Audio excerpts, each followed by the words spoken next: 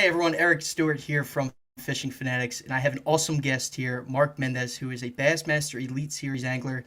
He's got $1.3 million in Bassmaster earnings, and he's a three-time Bassmaster champion. He's been a pro angler for 30 years. How you doing, Mark? I'm doing well, Eric. Thanks for having me on today.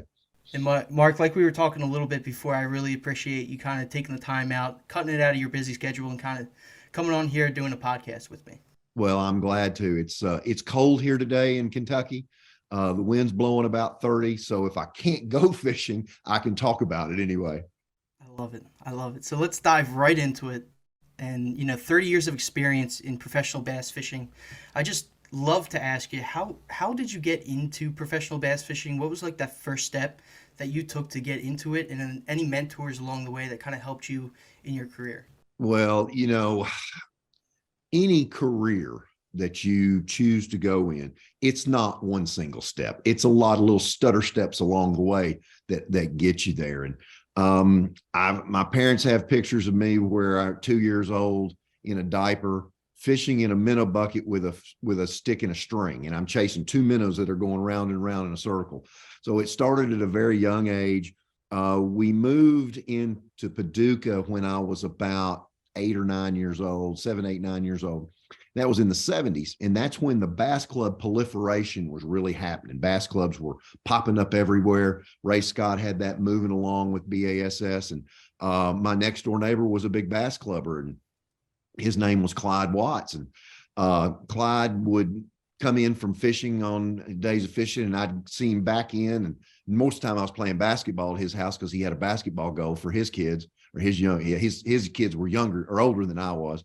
And he'd back the boat in, and I'd say, well, that's a this kind of bait, and that's a that kind of bait, and this bait's for this, and this is a Rapala, and that's an old Strike King spinner bait, and blah, blah, blah, blah, blah, blah, blah, blah, blah.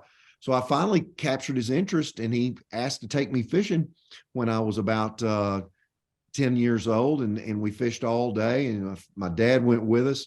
And at 5 o'clock, he says, well, guys, we've got to go home. Ms. Watts will have dinner on the table. And I said, no, sir, Mr. Watts, we can't go yet. And Clyde says, well, why? I said, well, it's not dark yet. So he knew he had a fisherman in the boat. And I fished with him for the next 4 years. He taught me pattern fishing. He taught me how to find fish. Clyde was an executive with a telephone company, and he moved about 4 years later. And we fished all the time up until his death a year ago. He passed away about a year and a half ago. And there was another neighbor in the backyard. My best friend's dad was the tournament angler, Eric, in the area. When you went to a tournament in the mid 70s, you had to beat Dave Hutchison. And Dave was a unique fella. He was a civil engineer, and was way ahead of his time with light line and spinning gear. He used spinning gear an awful lot. He taught me how to use light line, 6, 8, 10-pound line. He also taught me how to use heavier spinning gear when flipping bushes and willow trees for different kinds of presentations. And I fished with Dave forever and ever. We won lots of tournaments together. And I went to Murray State after that, got my degree in fisheries biology, was dilly-dallying with a degree, a master's degree in education. And then I came home one day and says, Mom, I'll see you. I'll be back tomorrow. I'm going to Montgomery, Alabama to pay my entry fees. And that was in spring of 91 or spring of 90. Let's see, fall. Yeah. Spring of 91. I went out on tour fall of 91. And in spring of 92, I got a letter saying that I'd qualified for then the Bassmaster top 100s, the BP top 100s. And I've been there ever since, Eric. I've been very fortunate, very, very fortunate. What an absolute crazy ride that you had too. And I'm just looking at my notes here, and correct me if this is wrong, but so you entered the tournament in 1992, but then in 1997 you caught the largest largemouth bass, the biggest largemouth bass in BASSA or BASS, and that record held from 1997 to 1999. That bass was 13.9 pounds. 13 pounds, 9 ounces. And it was the biggest bass in the first 35 years of the Bassmaster organization.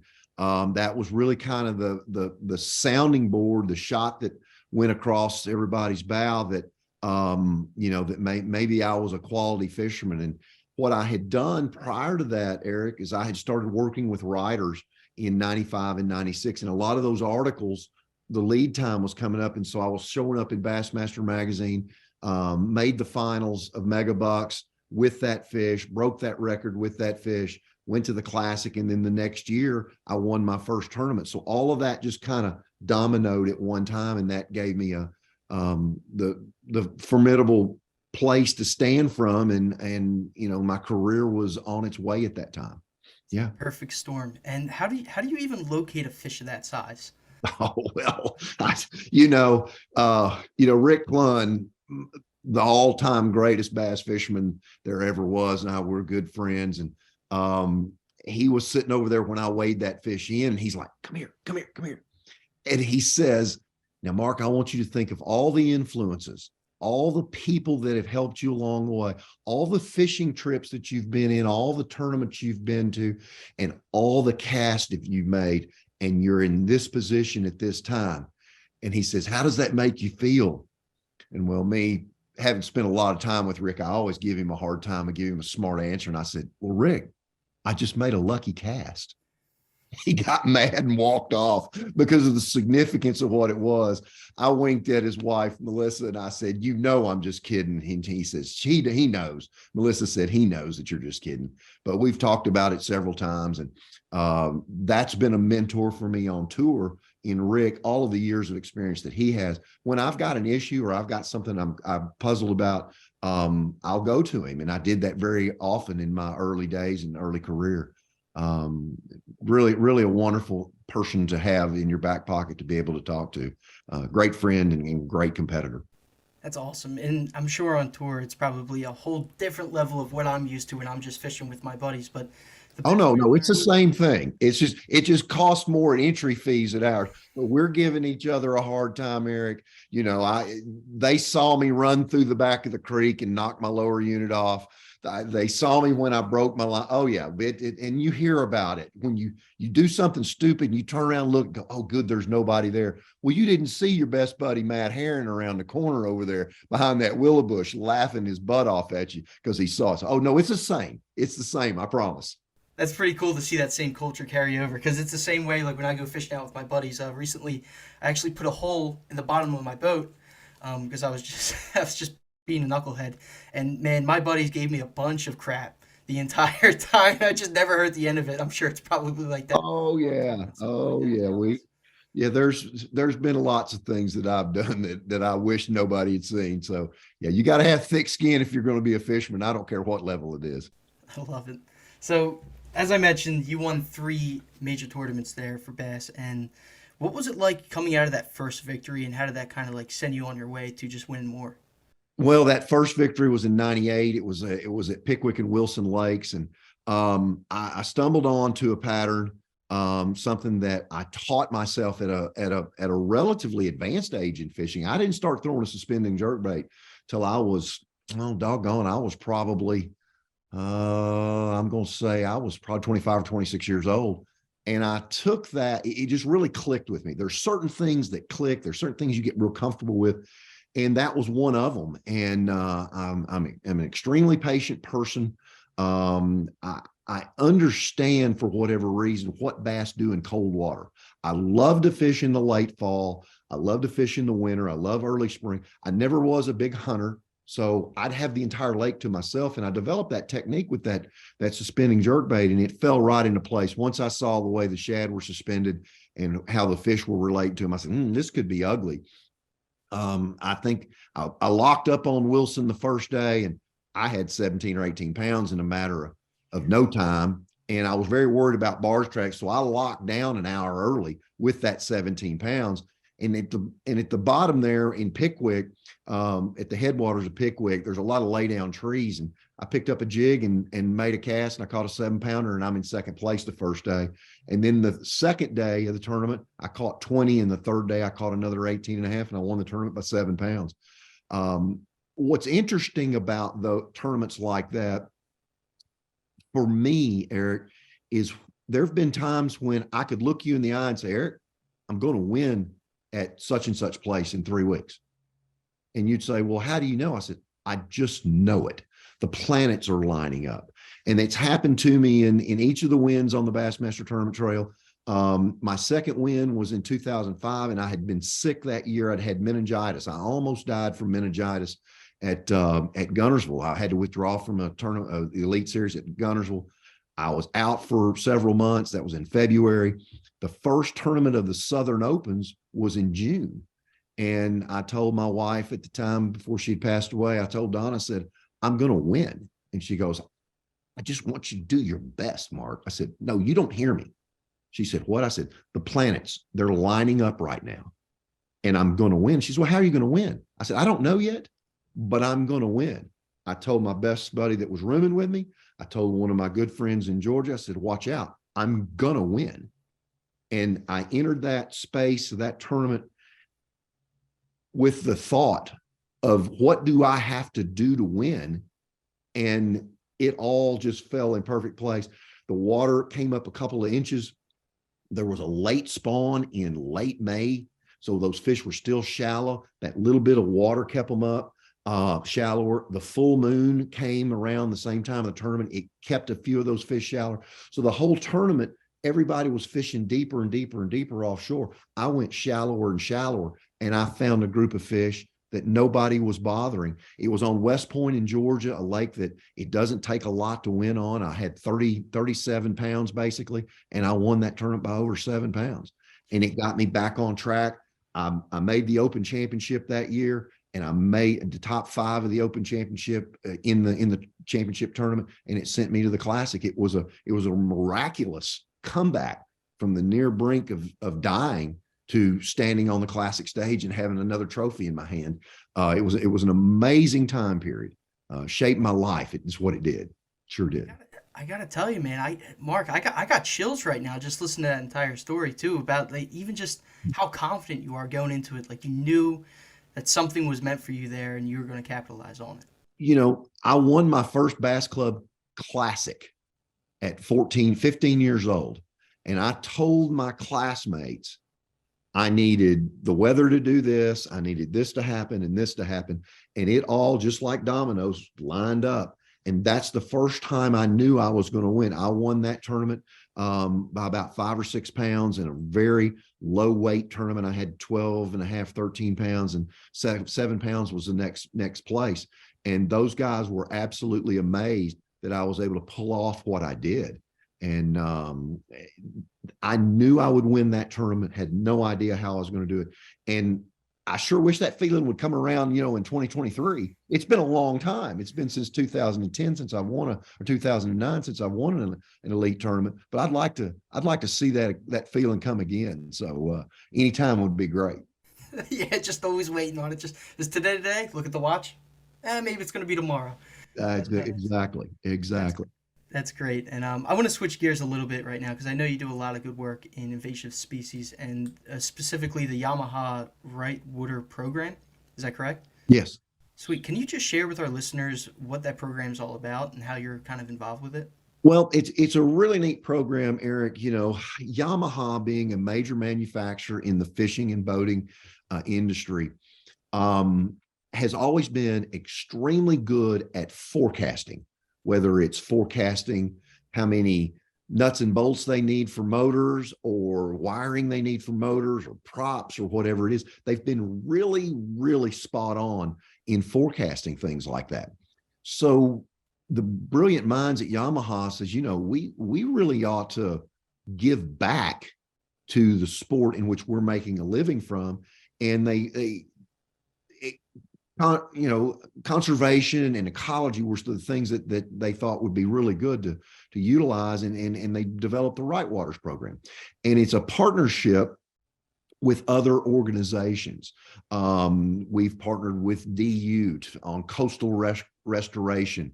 We had a lot to do with the legality of the red snapper fishing issues that were 10, 12 years ago in the Gulf of Mexico, and enter the Asian carp, a problem that became at my home on Kentucky and Barkley Lakes in the Tennessee River a real economic factor that it took businesses, motels, gasoline stations, grocery stores, tackle shops, and they went out of business because no one was coming here because the biology of Kentucky and Barkley Lakes completely changed with this new fish coming in. And my bosses there knew that I had a fisheries biology degree, that I was fearless in talking to people and could talk the lingo on the biology side, could talk the lingo on the manufacturer side. And they asked me to go to Washington, D.C. And I went and I met with many lawmakers on Capitol Hill, and told them the economic issues that this one single invasive species of fish was doing to my waters. And we had an obligation, and they agreed. And I've been in front of about 60% of the House and Senate members.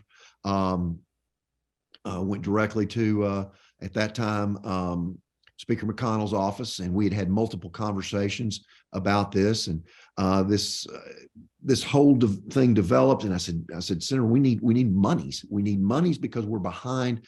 Our biologists are behind because they don't know the life cycles. They need equipment. We need to do more research on this. And we were able to get that. And is the Asian carp problem going away? No, it's not. But we have lessened the Asian carp in Kentucky and Barkley Lakes. We're keeping them out of the Cumberland River side on Lake Barkley with a BAF, a bioacoustic fish fence that is sound, light, and bubbles, and that is keeping those fish from going through the dam.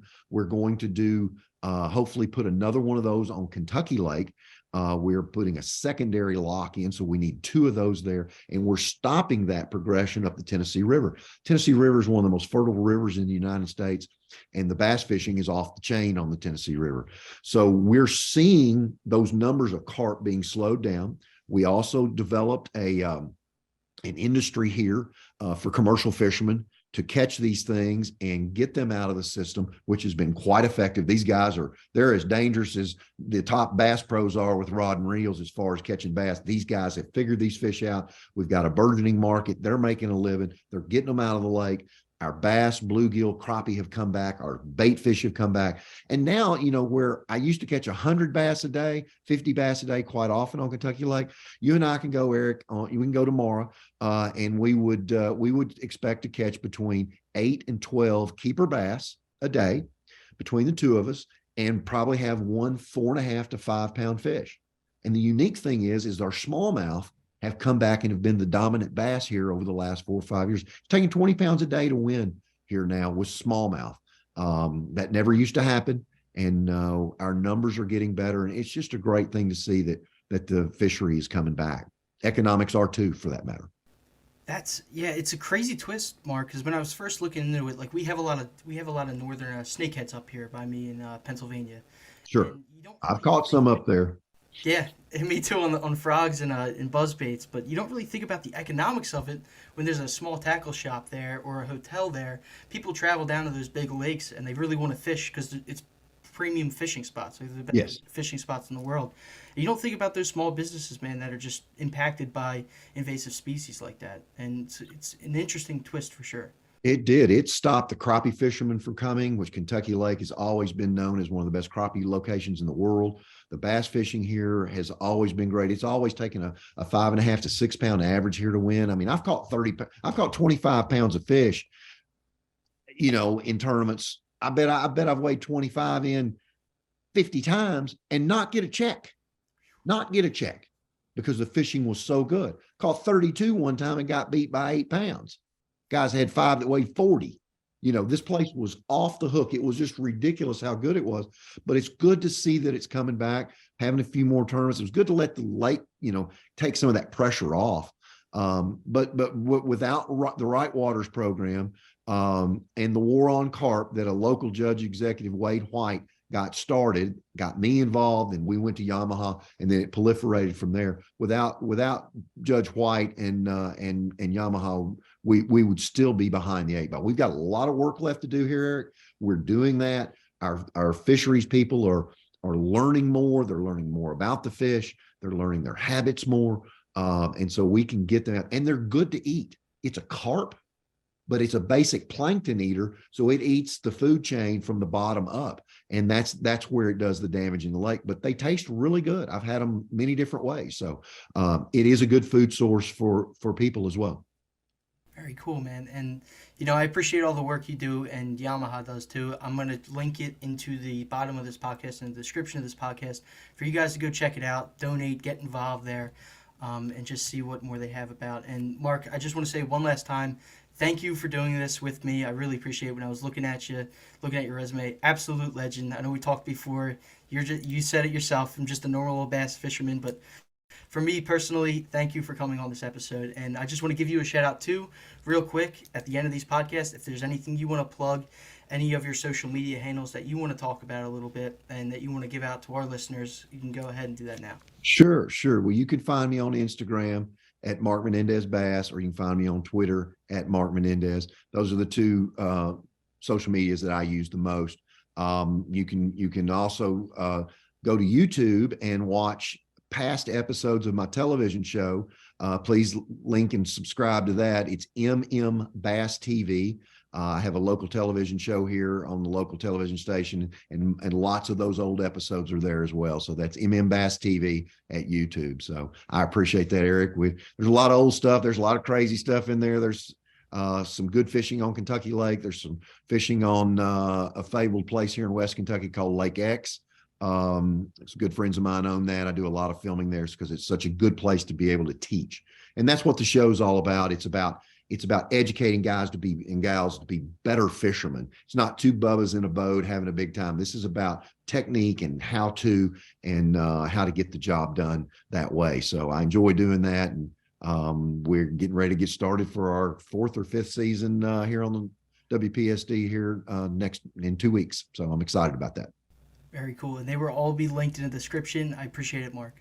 All right. Good fishing to everybody. Thanks for having me, Eric.